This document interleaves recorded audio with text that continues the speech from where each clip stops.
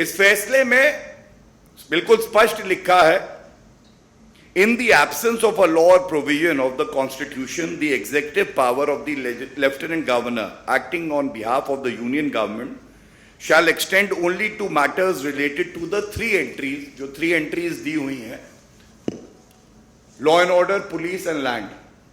और उसके बाद जो अब पढ़ रहा हूं ये सबसे जरूरी है।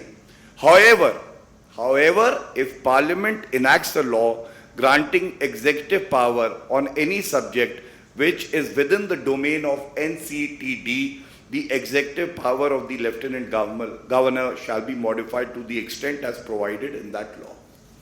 और ऑर्डिनेंस इसलिए आया है क्योंकि अनुच्छेद 123 खुद ये कहता है कि अगर पार्लियामेंट सेशन में नहीं है तो आप ऑर्डिनेंस लाएंगे, वो कानून का काम करेगा, और जब पार्लियामेंट सेशन में होगी तो वो अध्यादेश पार्लियामेंट के समक्ष रखा जाएगा दोनों हाउसेस में। लेकिन ये अरविंद केजरीवाल को नहीं पता है। और एक और बात बताना चाहता हूं मैं उनको, जो निष्कर्ष इस फैसले में आया है अंत में,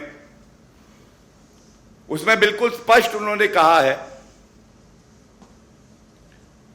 The executive power of NCTD with respect to entries in list 2 and list 3 shall be subject to the executive power expressly conferred upon the union by the constitution or by a law enacted by parliament. मुख्य बिंदु क्या है?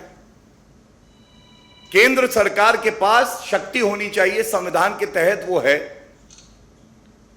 अगर उस शक्ति का इस्तेमाल करके एक कानून आएगा तो वो कानून मान्य होगा अरविंद केजरीवाल जी के लिए भी, क्योंकि संविधान के तहत ही दिल्ली को सरकार को चलना है।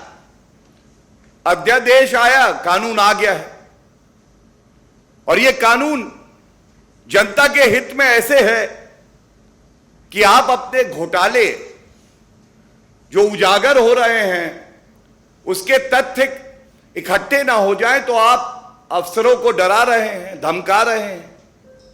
आपका इतिहास भी ये रहा है कि आपने तो दिल्ली के पूर्व चीफ सेक्रेटरी को नहीं छोड़ा था, मारपीट करी थी। तो आज अगर उनको स्वतंत्र रूप में काम करने के लिए एक कानून आता है तो आपको दर्द क्यों होता है, यह सवाल आपसे जरूर पूछा जाएगा। और मैं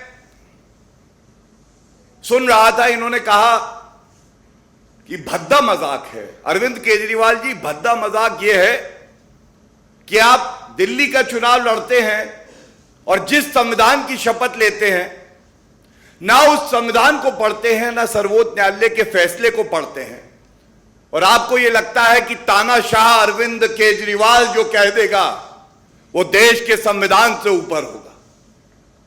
ऐसा होगा नहीं अरविंद केजरीवाल। मैं यही कह के अंत करूंगा। आपका वक्तव्य सुना, आपने कहा हम लोग बड़े छोटे लोग हैं, जनता तय कर लेती है कौन छोटा है कौन बड़ा है।